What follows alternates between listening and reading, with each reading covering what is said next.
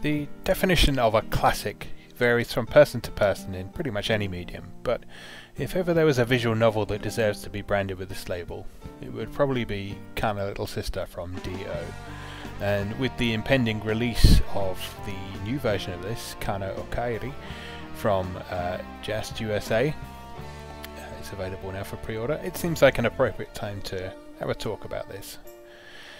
So Kana Little Sister is a title that most enthusiasts of the visual novel medium have at least heard of, if not played, and it's also one that's gained a certain degree of notoriety even outside of the core fan base, though not entirely for the right reasons in every case, it has to be said. It's a game that makes people fairly uncomfortable, you see. And rather than this aspect making it something worth shying away from though, it's one of the more interesting things about it. Considering why it makes people uncomfortable, and whether or not those reasons are justified, that makes up a big part of any discussion surrounding this work, and that alone makes it a very fascinating title to look at, I think. So Kana Little Sister's English language version, originally from G Collections, is marketed, like most visual novels that are translated to English, as a, quote, multi-scenario love sim, or a bishoujo game. And technically that's not entirely inaccurate, as it does fit the mould somewhat. You read, you make choices, those choices sometimes lead to romantic and or sexual encounters, your choices eventually determine the ending you get, and there's multiple endings to choose from as well. So far so dating sim then, but dating sim itself is a loaded term that isn't necessarily appropriate here. It's actually a bit more accurate to describe Kana Little Sister as a mirror of the utsuge genre. Now, the Japanese word utsuge means lift depression if you translate it literally, but it's more appropriate to regard it as a portmanteau. Utsu means depression, while ge, appended onto something, refers to a game with those themes. Hence the other terms often thrown around in reference to visual novels. We've got galge, also known as bishoujo pretty girl gal games, and eroge, erotic games. Consequently, Kana Little Sister can be understood as a depression game, or, to put it another way, a game specifically designed to elicit emotions of sadness in its audience. A tearjerker, if you will. Now that in itself is a pretty unusual concept in the world of gaming, where players are usually cast in the role of world-saving heroes, but it's certainly nothing new in other forms of media like films, TV and books and so on. Now the premise for Kana Little Sister, if you're not familiar with it, runs like this. Kana is the little sister of the protagonist, who's called Taka, and she's dying from chronic renal insufficiency. She's been in and out of the hospital ever since she was a little girl, and as she's grown older her health problems have become worse. And the story itself, as it's told in the game, jumps back and forth in time as Taka remembers various events throughout his past that have helped make him the person he is today, and also which helped shape his relationship with his sister and his attitude towards her inevitable death. And the narrative eventually comes to one of 6 quite different conclusions from one another, 5 of which examine varying attitudes Taka takes to Kana's death, and one of which sees her survive. There's 2 main themes in Kana Little Sister. There's mortality and there's forbidden love, and both of these are personified in Kana herself, who's designed from the very outset to be a very sympathetic, relatable and innocent character who the player is supposed to want to fall in love with and want to protect, just as Taka does. And it's no coincidence that shortly after being introduced to the older teenage Kana for the first time at the very outset of the game, Taka immediately starts reminiscing about her as a little girl and the unpleasant manner in which he treated her. This entire sequence is constructed to allow the player to develop a bond with both Kana and with the protagonist. Kana is presented as weak and helpless, while Taka is shown to be a childish, aggressive bully who doesn't understand why his sister seems to get so much more love than he does. In this opening sequence, Kana wanders off and gets lost during a family vacation. The young Taka initially has some selfish thoughts, thinking to himself that if Kana were to disappear forever, he'd never have to worry about competing for his parents' love again. And after a brief period of thinking like this though, he starts to feel guilty, and he begins to understand the true nature of his sister's helplessness, particularly when he remembers the physical effects that her illness has on her. While he was bullying her earlier in the day, for example, she vomits on the floor, presumably exacerbated by stress. And he charges off without any regard for his personal safety, and eventually finds Kana deep within the woods, just collecting seeds. She's quite happy by herself. Now he realises that he's very happy to reunite with her, but the two become very scared when it becomes apparent that they're lost. Taka tries to be brave as the older brother figure in the situation, but he's very scared too. When Kana accidentally provokes a swarm of bees, he doesn't hesitate to throw himself down on her and protect her with his body, even as he's assaulted by sting after sting. It's a real turning point for the character even so early in the story, and one which sows the seeds for the future relationship between Taka and Kana. And herein lies the genesis of that forbidden love aspect, which is one of the main reasons that Kana Little Sister makes people quite uncomfortable. On several of the routes through the game, a much later sequence where Taka catches Kana masturbating and moaning his name reveals that this event early in both their lives is what caused both of them to fall in love with each other, but neither to be willing to admit these taboo feelings to one another. It does, however, become clear through both their behaviours in the lead up to this revelation that Kana is much more comfortable with her own feelings than Taka is, perhaps because Kana has had so little contact with society at large, and thus less of an understanding of why it's wrong. Taka, conversely, is frequently racked with guilt and confusion about his own feelings for fear of how other people will see him. Kana, meanwhile, is very clear, if not entirely vocal all the time, about the way she feels. She doesn't respond very well to either Taka's troubled relationship with his childhood friend Yumi, or the prospect of dating her doting classmate Yuta. And she always focuses her attention on Taka whenever he's in the room, even if someone else is talking to her at the time. It eventually transpires late in the story that Kana and Taka are not blood related, making the incest question something of a moot point at the game's conclusion. But it's worth considering why this is even a theme in the first place. Now, incest is a very, very strong taboo in Western audiences, and yet it's used a lot in popular Japanese media, with numerous recent examples in popular anime and light novels like Sword Art Online and so on.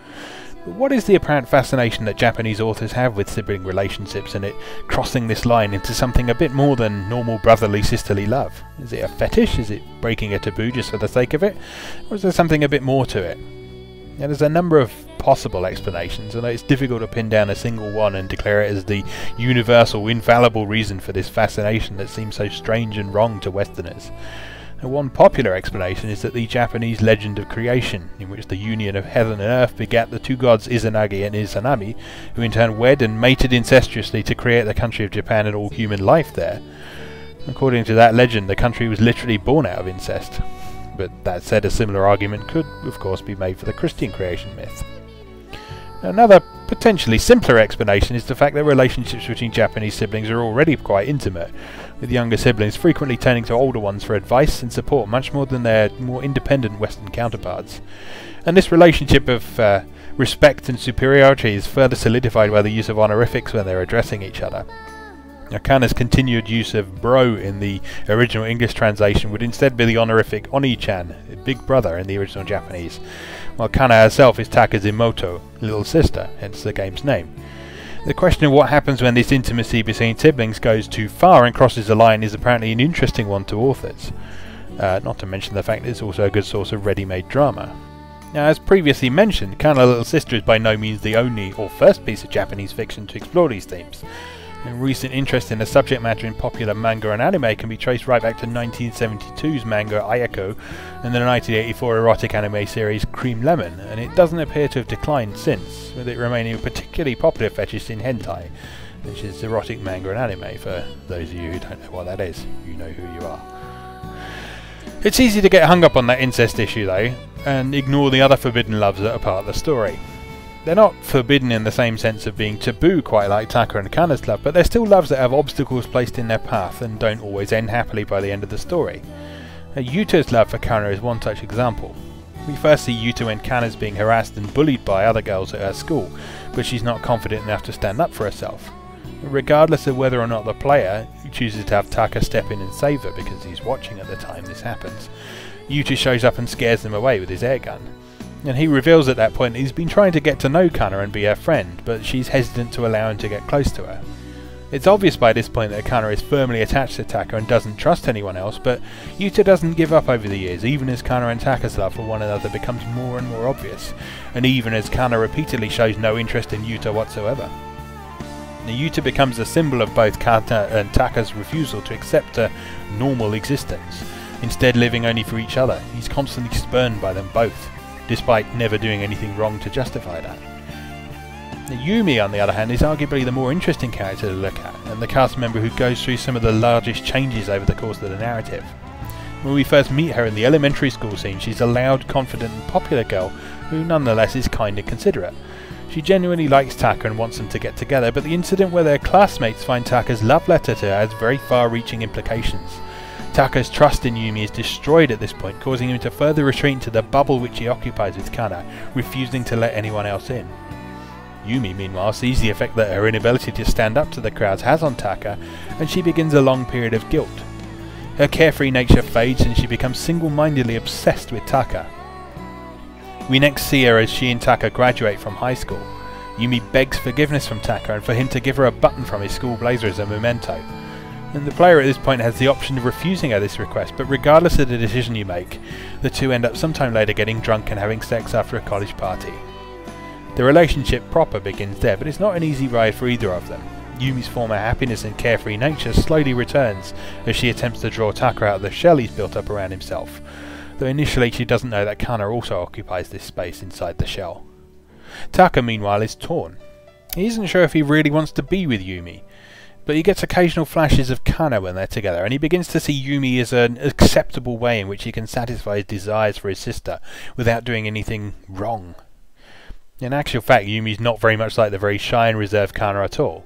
For the most part, she's confident, she says what she thinks, and she's not afraid to be assertive and go after what she wants. And she doesn't even particularly look like Kana. The resemblance, both physically and in personality, is all in Taka's increasingly deluded mind. She's absolutely devoted to Taka though, even on the paths where she walks in on him kissing Kana towards the story's conclusion. And indeed, in the Yumi ending, she sticks by him and tries to help him recover, even as he gradually loses his grip on reality after Kana's death. He refuses to accept that he wasn't there for his sister's final moments and was unable to give her what he calls the answer, a confirmation of their love for one another, and he becomes obsessed with looking for her everywhere. Yumi eventually helps him accept this loss by posing as Kana and allowing him to give his answer before revealing herself, noting that she is a completely different person and that he should recognise that rather than constantly rejecting her along with the rest of reality. Rejection of reality is just one of the ways in which Taka can potentially respond to the death of his beloved sister at the story's various conclusions, and it's this exploration of mortality that is arguably a bigger part of Kana Little Sister's narrative than the romantic or sexual aspects. Throughout the various narrative paths it's possible to take through the story, we see both Taka and Kana going through all 5 of the Kubler-Ross 5 stages of grief model: denial, anger, bargaining, depression and acceptance, though not necessarily all of them in a single narrative path, and not necessarily in that order. As we've already discussed, the Yumi ending sees Taka concluding his journey with denial, eventually slowly moving to acceptance with the help of Yumi. The normal ending, meanwhile, that's what it's called, ends with acceptance, and we don't even see Kana's moment of death in this particular path, we simply see the aftermath. Taka deals with his grief by visiting her grave and eventually brings himself closure by listening to a recording of her final words, a confession of love for his ears alone, and this allows, as he says, his clock to start ticking again. Prior to the end, both of these routes see Taka being very angry and depressed about his helplessness to save his sister, though Kana herself remains relatively calm and philosophical throughout, and bargaining with everyone from the doctor to his parents and Yumi to allow him to give up a kidney and try and save her. The 3 intellectual paths provide a more obvious route through these stages of grief and acceptance, however, and Kana's death is initially foreshadowed by the pair seeing the gradual decline and death of their aunt Sumiko, and her passage through the various stages later mirrored by Kana's own decline. In these routes, Kana goes through changing attitudes almost as much as Taka. She initially denies that there's a problem, always saying that she feels good and is okay. But as her illness progresses and the pain gets worse, we see her getting upset, scared and angry at the prospect of dying. She's usually such a calm, quiet sort of person, so to see her emotional outburst in these paths is particularly heartbreaking both for Taka and for the player. Eventually, both Taka and Kana manage to help each other to come to terms with her death. Taka encourages her to write a diary about her experiences and helps her to experience some things she's always wanted to experience: seeing the ocean, being loved, making love, in order that she can depart the world satisfied that she's done everything she could.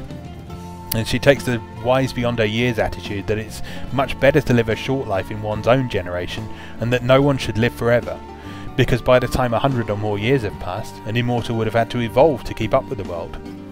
She's generous and caring to the end, donating her organs to Kana, with a C, Sumiko's daughter, who herself suffers from a liver disorder that gradually worsens over the course of the story. Ultimately, in all of the paths through the game, both Kana and Taka, and by extension the player, come to terms with the question of mortality and how to deal with those who are left behind. Most of the conclusions of the story are sad in one way or another, even the one in which Kana survives. But they're also filled with hope. A beloved person's life coming to an end feels like the end of the world to the one who survives them, but time, as they say, heals all wounds.